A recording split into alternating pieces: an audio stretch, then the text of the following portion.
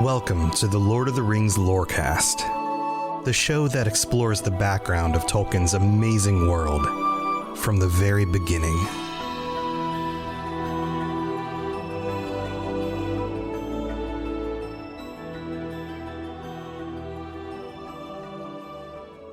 So we're starting chapter 17, and here I am looking at a whole new section of The Hobbit, a whole new chapter, and thinking about how I'm going to start this episode.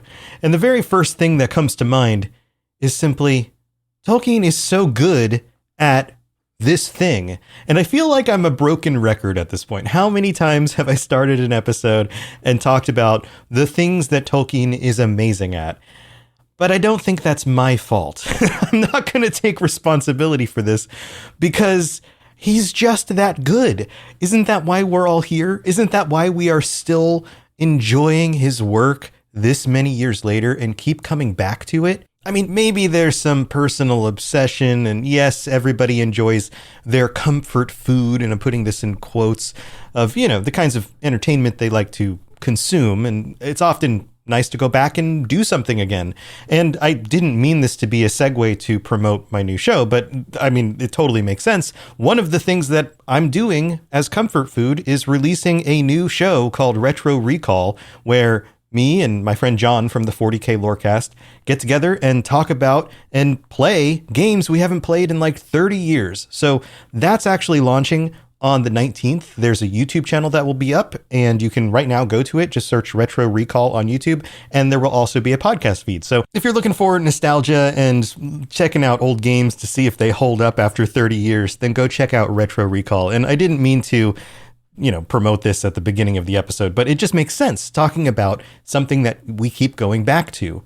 So if you need a link, there's a link in the show description and in the episode description. So just go there, click on the link, and then you can subscribe and even hit the little notify me for when the first video goes up. It's video first, but there will be audio episodes as well. So I hope you guys enjoy that. We've had a blast making it. We've actually put a lot of work into this.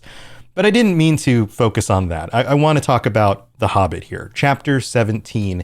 And the beginning of this has a few pages of dialogue, and that's what I'm getting to here. The dialogue is so well done.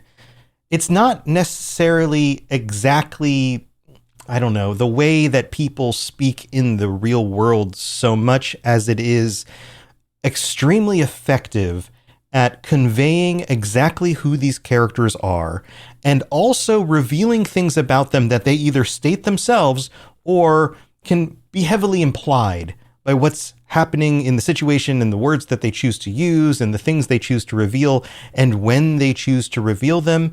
There's so much going on here, and I've genuinely enjoyed going through this section. And if you could see my show notes, you'll see all sorts of different colors as I've color-coded different parts of the text. And some episodes are more heavily quoted than others. Others I kind of skip over a little bit here and there, just summarize what is happening.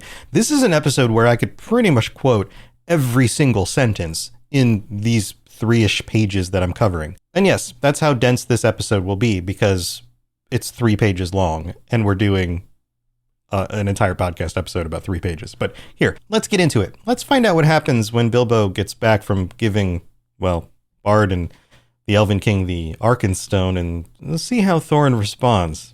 There's some interesting stuff going on here.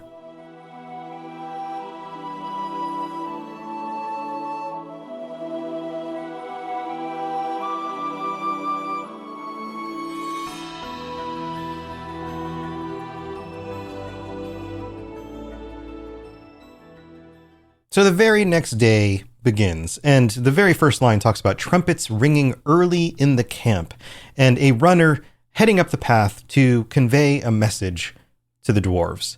Basically, the question is, hey, we got to talk. Some new information has kind of arisen, and the specific phrasing here is new tidings had come to hand, and Thorin has at this point, we understand his mindset, his personal corruption, his motivation, where he sits, the things he cares about, and everything else that he doesn't.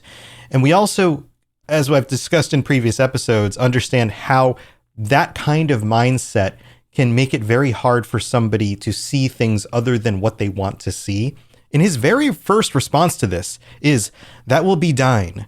meaning they found out that more dwarves are on their way, and they are deciding to parley with us because they don't want to have to go to war with 500 battle-hardened dwarves on their flank. But we know that's not the case. I mean, we know they're coming, but we know that this isn't the information that they just received that causes them to want to parley with the dwarves. This is simply Thorin's perspective, and Tolkien nails this. And Thorin is so confident about this. He says, "Bid them come few in number and weaponless, and I will hear." Well, that's not the thing they wanted to come talk about, as we know. And we get the very next line. Again, I could quote every single line of this section.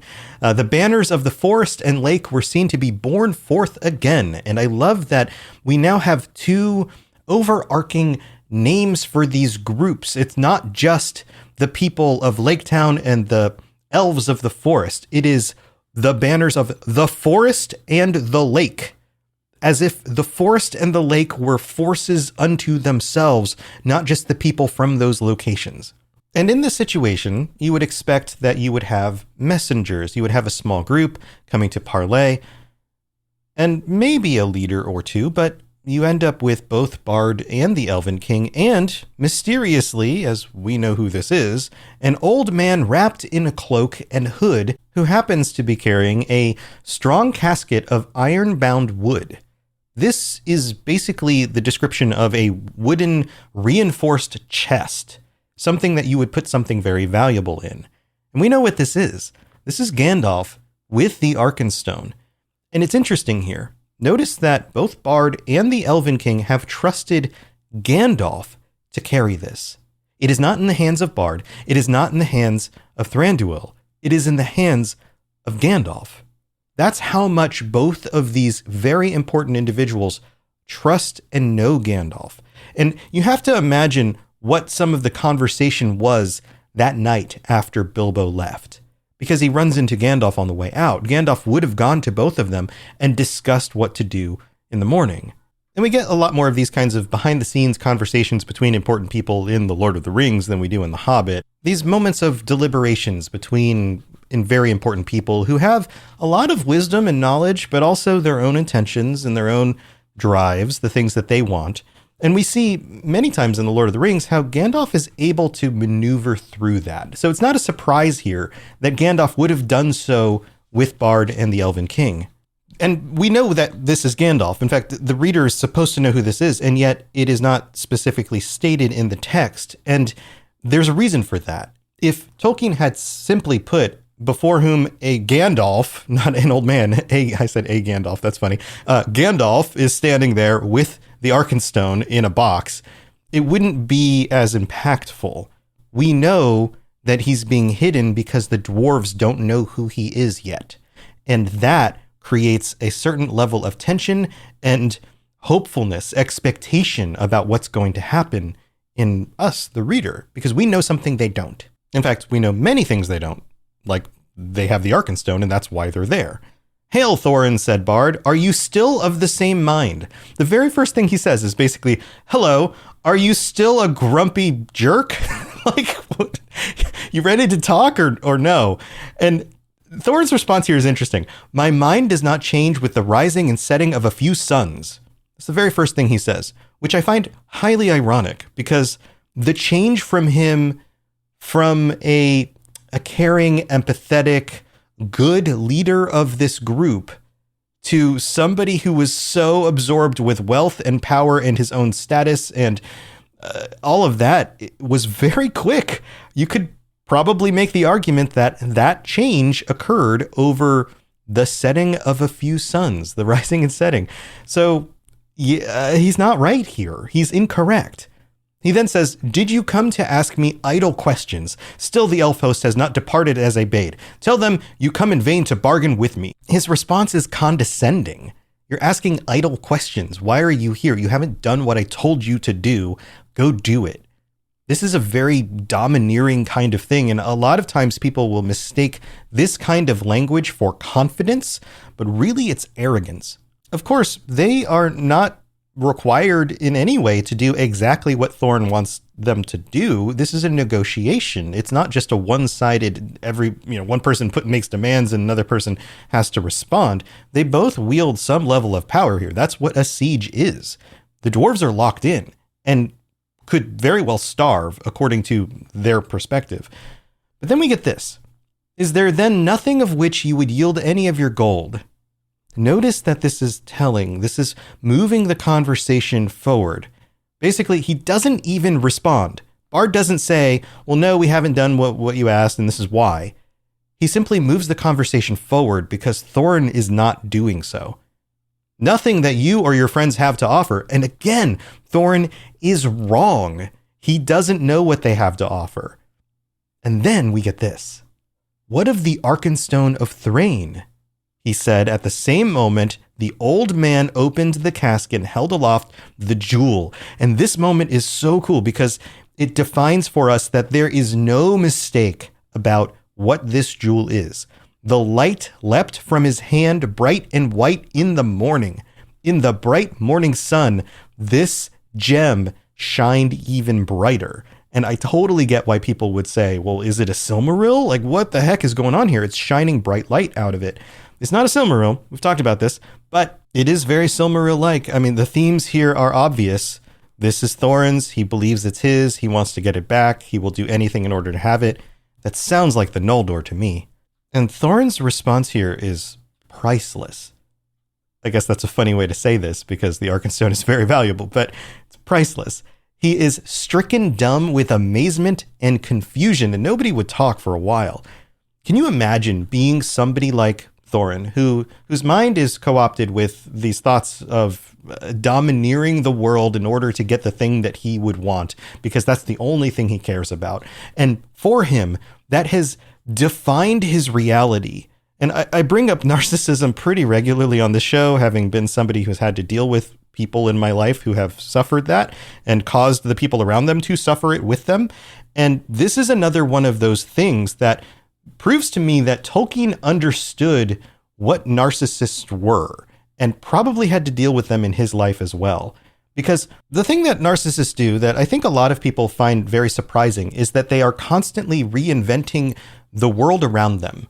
What I mean by that is most of us agree to the basic details of the environments that we're in, the conversations that we have, the way the world is around us, that sort of thing. So here's an example. Let's say you're in a business meeting, and I've been in these before, and your boss is a narcissist, but everyone else in the room isn't. And at the end of the meeting, everyone is in general agreement about what was discussed. And a week later, everyone that you work with, all of your coworkers are all working towards the same goal, and you're all in agreement about what the meeting was about, what was discussed, what the priorities are, and the majority of people in the office are all on the same page. And then all of a sudden, your boss comes to everyone and says, I don't know what you've all been doing this last week, but it's not what we discussed in the meeting. You see what I'm saying? Something changed, and it wasn't the majority of people in the office. It was that one individual's perspective, because they're constantly reinventing reality around them to match their wants or their fears. And this is what's happening to Thorin here. He, at this point, has defined in himself what the world is around him, how this is going to play out. He's going to get the Arkenstone. There's no chance that Bard and the Elven King are going to get any of their gold. Dain is going to show up and back them up, and they're going to defeat them in battle if they need to. And there's no doubt in his mind that that's exactly how this is going to play out. But then all of a sudden, reality punches him in the face, because the very thing that he thought could never happen happens. They present to him the Arkenstone in front of him. It is not in the mountain. It is not anywhere else. It is right there.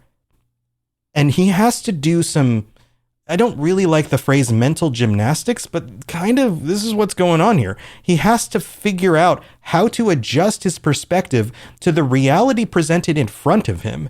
And usually the response to that is anger. Notice how Tolkien presents this.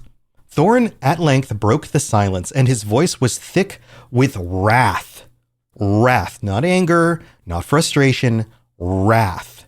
Wrath is a word that encapsulates anger, but in a violent sort of way. "That stone was my father's and is mine," he said. "Why should I purchase my own?" Notice that he's still confused here. How would you have something that is mine? It is mine. It is not yours. That is the only thing I care about. And now I'm very angry. But wonder overcame him, and he added, and so finally it takes him to this point where he starts to go, wait, reality doesn't match the way I perceive reality. But how came you by the heirloom of my house? If there is need to ask such a question of thieves, and then he answers it for himself. You must be thieves. Somehow you stole this from me. And then Bard responds, we are not thieves. Your own we will give back in return for our own. Notice the measured and steady response. We have something of yours. You have something of ours. You owe us a debt for the deeds that we did, for having to deal with the dragon. That's ours. This is yours. Let's simply trade. And Thorin, even more enraged, how came you by it? And then the most impressive thing in this entire section of the book, and maybe in the entire book altogether, I talked about how it was so impressive that Bilbo took it upon himself to risk leaving and delivering the Arkenstone to him. But Bilbo was kind of in the clear here. Somebody could have said, well, Bilbo gave it to us, and he could have denied it. He could have been like, what? I've been here the whole time. Everybody knew I was here. He could have played that game in order to cover his butt, but he doesn't. Notice he goes all the way back to the dwarves that night, and then the very next morning, the thing happens that is the likely thing to happen. They show up with the Arkenstone, demanding their share, and Bilbo doesn't lie. He doesn't make up a story. He tells the truth. And he's very, very concerned for his well-being. He says, I gave it to them, squeaked Bilbo, who was peering over the wall, by now in a dreadful fright. He is scared out of his mind, and yet he is courageous, because Thorin, by all rights and how he understands Thorin to be right now in a very terrible mindset, could have simply killed him. And he tries. You, cried Thorin. And he turns on him, he grabs him, he calls him a miserable hobbit, an undersized burglar, and he picks him up. And this is one of the things that I think really helps us understand the difference between dwarves and hobbits. Hobbits, of course, are very small, and dwarves are a little bit taller than them, but they're much stronger. Imagine a really short bodybuilder, and that's what a lot of these dwarves are like. Now, they may not look bulky like a bodybuilder, but their muscles are very strong. And many of them spend much of their lives crafting in stone and jewels and physical ways that continue to maintain and grow their strength. There's a distinct difference between the size of a hobbit and his strength and the strength of a dwarf. And Thorin's next statement reinforces again how off he is, how wrong he is. First of all, he says, by the beard of Durin, this is a curse. Durin is the father of the dwarves. This is almost as bad as saying by the beard of Aule, which would be rising it to the gods, but your descendants are kind of the one tier below that. And then, of course, Tolkien just kind of lobs this one up. He says, I wish I had Gandalf here. Curse him for his choice of you. May his beard wither. Well, we know Gandalf is there. There's another moment completely confirming that Thorin is wrong. As for you, I will throw you to the rocks. And he lifts Bilbo up. This confirms that this is not just anger. This is wrath. Thorin is ready to murder him over a stone, a very valuable stone, but a stone nonetheless. And he cannot see Bilbo's perspective on this at all. It's time for that spring reset. I'm taking a look at everything in my closet and figuring out that, oh no, this absolutely needs to go. And it's about time I replace things so that my clothes aren't older than my 15-year-old. Now you might think that they lasted that long because they were well made, but no, they're in terrible condition. Unlike the new jeans I just got from Quince. Jeans have always been my personal go-to because you can kind of wear them for lots of different things, but maybe they're not your thing. Maybe you're looking for, 100% European linen with insanely soft flow knit activewear fabric. It's definitely getting warmer, and their flow knit activewear is moisture wicking, anti-odor, and soft enough that you'll actually want to wear it every day. So pick out what you want. You can't go wrong because they have prices 50 to 60% less than similar brands. And like I said before, they are high quality. I continue to wear their clothes all the time, and I know that these new jeans are going to last me a lot better than the other things in my wardrobe. And on top of it, they look great. They're so comfortable. And I spent just as much on the jeans that I am now cleaning out of my wardrobe. So if you're looking for something better, just all around better, go check out Quince. So go do it right now. Refresh your wardrobe with Quince. Go to quince.com/ringslore for free shipping and 365-day returns. Now available in Canada too. Go to quince.com/ringslore for free shipping and 365-day returns. Quince.com/ringslore. And it's at this very moment that Gandalf reveals himself. Stay, your wish is granted. He throws aside the hood and the cloak, and this moment reminds me of the moment where he reveals himself in The Lord of the Rings to Aragorn and Legolas and Gimli when they think he's dead. The actual quote from that is, "The old man was too quick for him. He sprang to his feet and leapt to the top of the large rock. There he stood, grown suddenly tall, towering over them. His hood and his gray rags were flung away." That's the same kind of reveal, but in going back and looking at the language used in and around this section of The Lord of the Rings and the language used in The Hobbit, it really does show a certain level of growth in Tolkien's prose. And we'll have to cover that when we get to The Lord of the Rings, but it's something that stood out to me, that there's a distinct difference in the feel. And it's almost like, and this is weird to say, right? You remember the move from standard definition to HD and then the move from HD to 4K? It's kind of like that, but for prose. And remember when we only had, I mean, some of us aren't old enough to know or remember this, but remember when we only had like standard definition and certain types of shows or certain, like when you finally got a DVD of something, you're like, wow, the clarity on this looks really good on my old CRT TV. And for that time, it did look really good. And then you got improvements in technology. This is kind of like that. Looking back at The Hobbit, it's like, wow, this is a really good DVD. But we haven't seen the 4K Blu-ray yet, right? That's The Lord of the Rings. But anyway, let's keep going. Gandalf's language here is very intentional.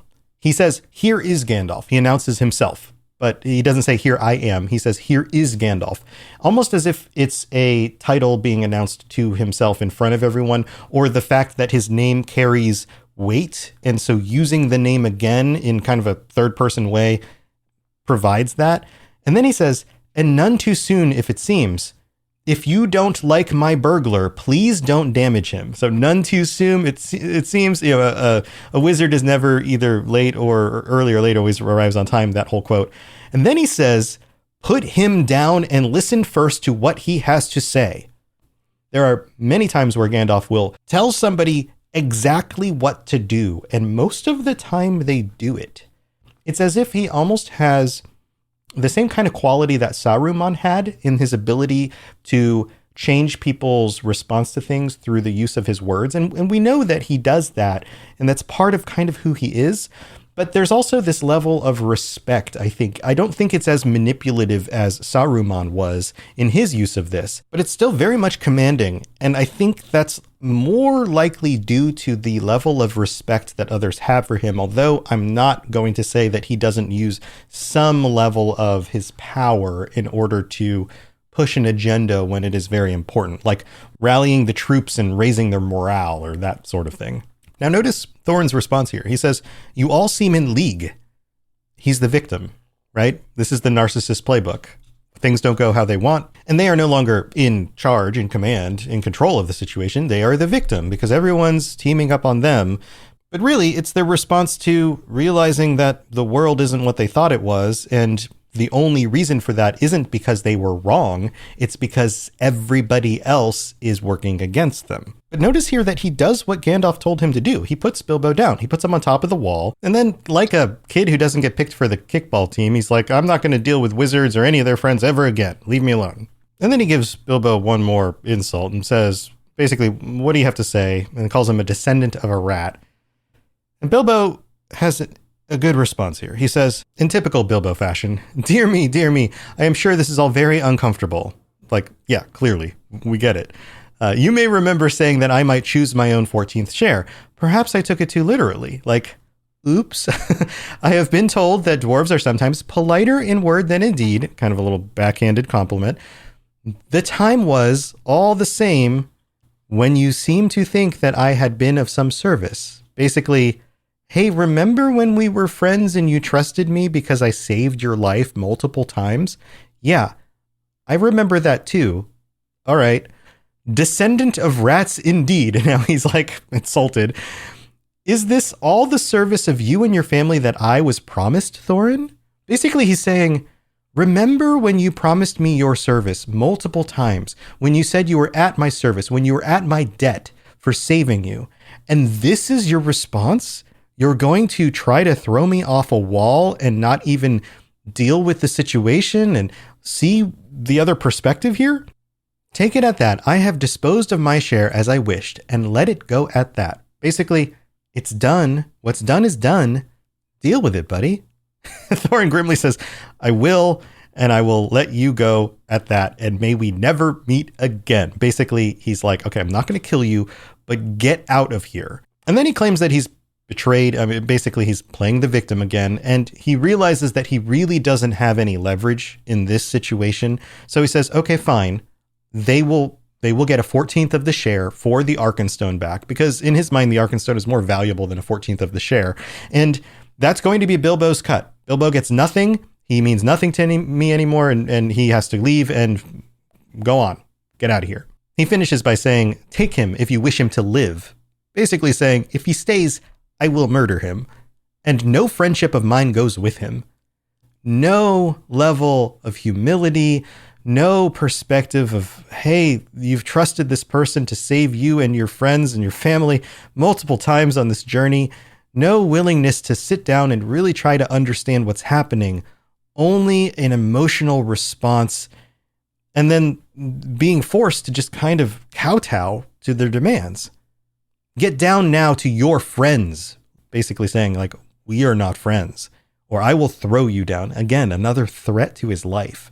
Now, it needs to be understood here that Thorin isn't an evil person. He has been corrupted. The dragon sickness is playing on his own natural inclinations as a dwarf to value wealth and those kinds of things, and his ancestry, the importance of his kingdom, all of the things that are very natural to him are being twisted and turned into something that is destructive and terrible.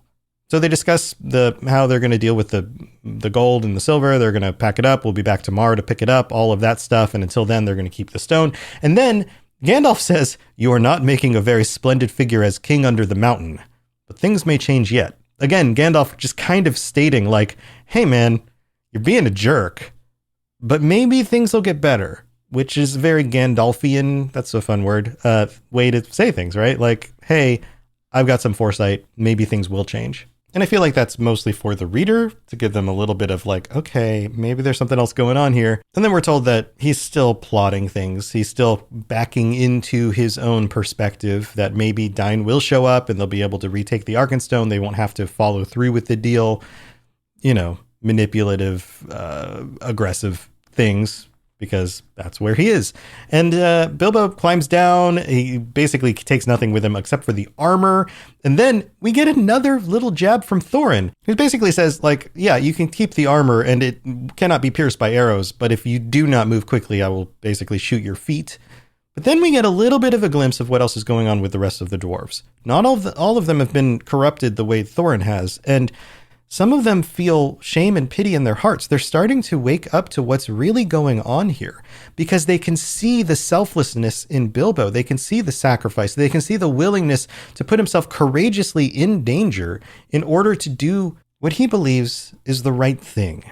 And then the scene kind of ends. Bard's like, okay, we'll be back tomorrow. They head back to their camp. And the final line of this section is, with that, they went back to the camp, but Thorin sent messengers by Roak telling Dain of what had passed and bidding him come with wary speed.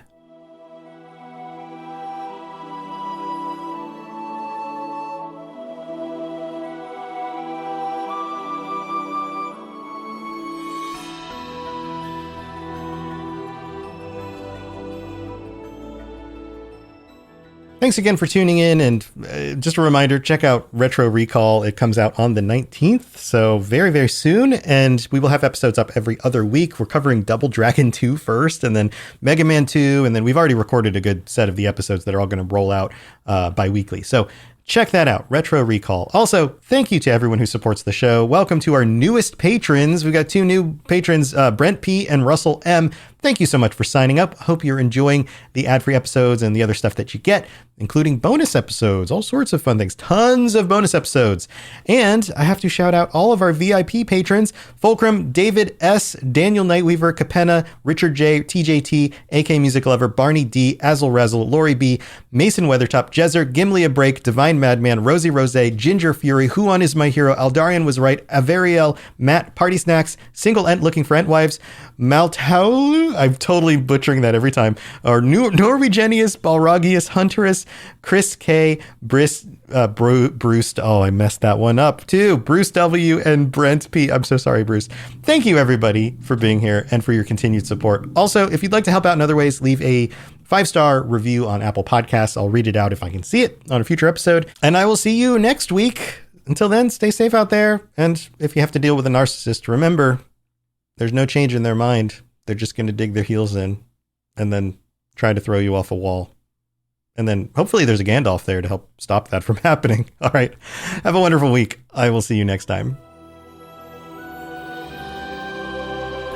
Thanks for listening to the Lord of the Rings Lorecast. If you'd like to learn more about other fantasy worlds, check out my other podcasts, The Elder Scrolls Lorecast, The Witcher Lorecast, and more at robotsradio.net. If you'd like to reach out, I'd love to hear from you. Send me a note on Twitter at robots_radio, or join our amazing community on the Robots Radio Discord. There are links in the show notes, or just search Robots Radio Discord, or find the link on robotsradio.net. I'll see you next time.